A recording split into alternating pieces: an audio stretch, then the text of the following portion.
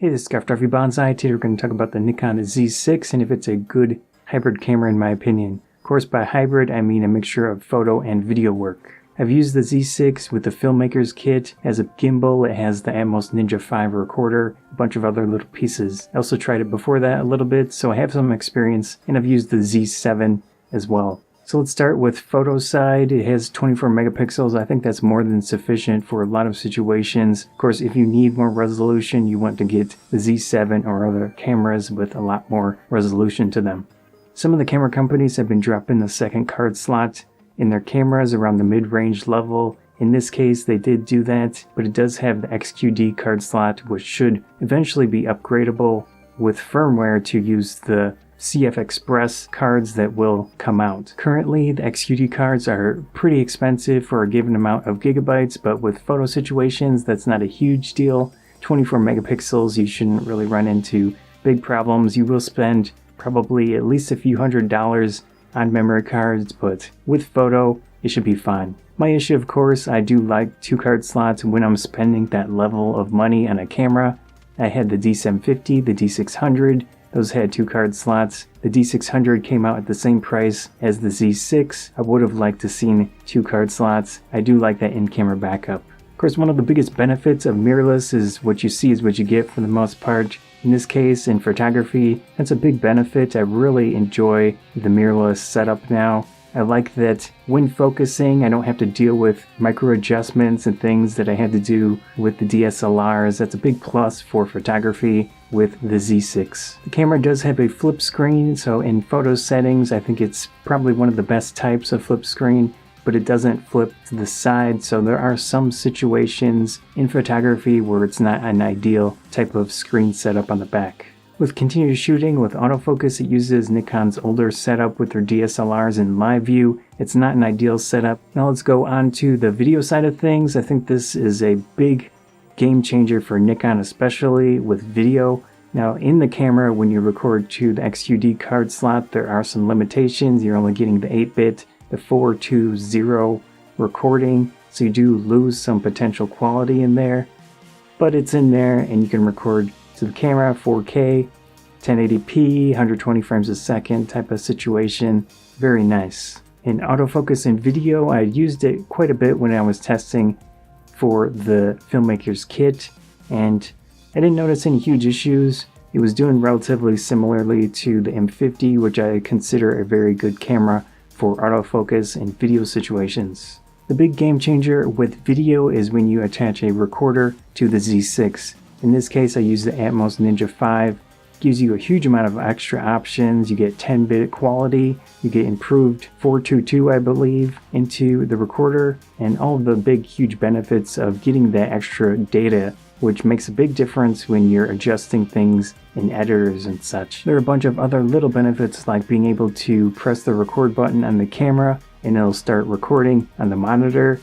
So just a setting you have to change, and it is very convenient, but some things to consider with video recording: if you want to record to the camera itself and the recorder at the same time, you can only do that in 8-bit. It's not ideal, but it is nice to have an instant backup on the recorder and on the camera itself. Of course, you have to consider the price of XQD cards. It's going to get really expensive with video.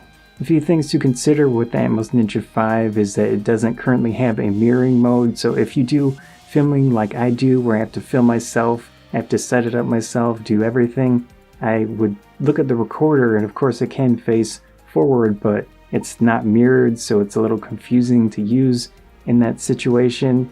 So just little quirks to consider. I think the Z6 Plus, the recorder, is amazing for a video operator because you have the higher quality. You have a lot of options, zebras, settings, waveforms, whatever, in the recorder itself to use, but you can also see still on the Z6 with the screen, it doesn't turn off. That's a nice benefit.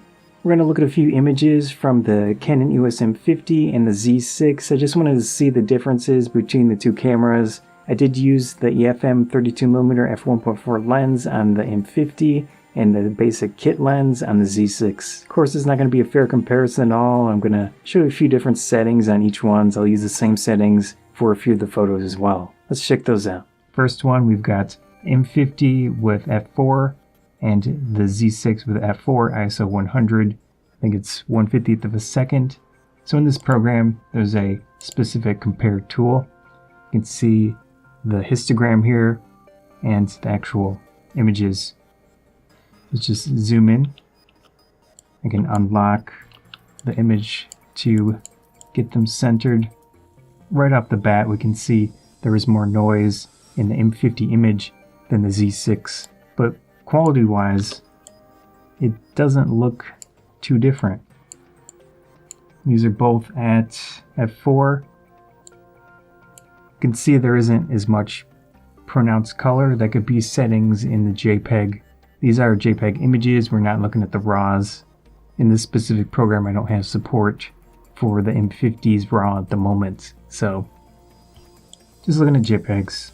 Let's go to f2.5 and the Z6 ISO 640 f4. In this case, f2.5, f4, this is at ISO 640, ISO 100. So there's a definite advantage to the M50 here, but the image quality is looking pretty similar. Depth of field, see, the focus could be potentially slightly off, so there's always that to consider as well with any type of image test, image examples between two cameras.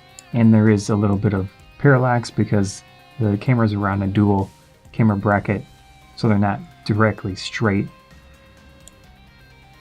But these images look very similar. Look at the noise performance in this little area here. I'm actually seeing less noise on the M50, but of course that's at ISO 100 versus 640. That's a pretty big difference. Get the hat. Let me unlock it real quick.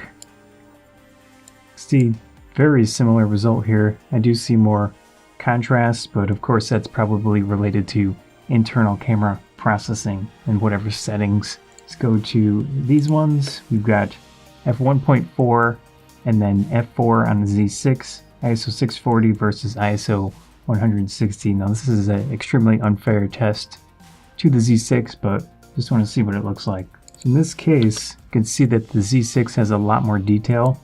It has more contrast. It's just a little washed out on the M50, but you can still see a good amount of detail. That's of course at f1.4, so we're really pushing the 32mm f1.4 lens at that maximum aperture. With that f4 lens and an f1.4 on a crop camera, you can see depth of field is definitely larger on the Z6 with that f4 aperture. f1.4, definitely a lot less in focus in the background and foreground.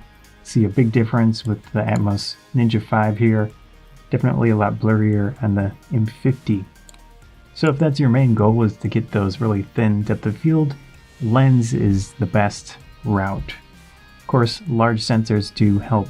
Here are two images, f8 on each lens, all the same settings, ISO 1000. So zoom in here.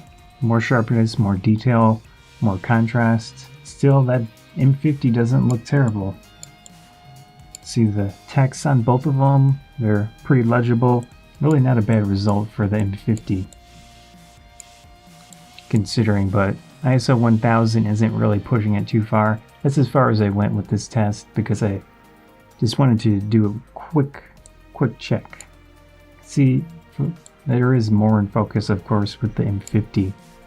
In this one I did auto EQ. It's a function of AC/DC where it takes that histogram and it spreads it out. So the exposures are very similar in this case, adjusted of course in software rather than getting a perfect exposure when I took the photos. Let's see what the differences are. It's going to pull out any flaws in the images. So we look around, still a good amount of detail. And these are at f4 ISO 100, 1/50th of a second, same settings on both cameras. But definitely a nice amount of detail in each image. But of course, a lot more noise that I can see in the M50. Yeah. Let's look at the hat. Has more detail, less noise on the Z6.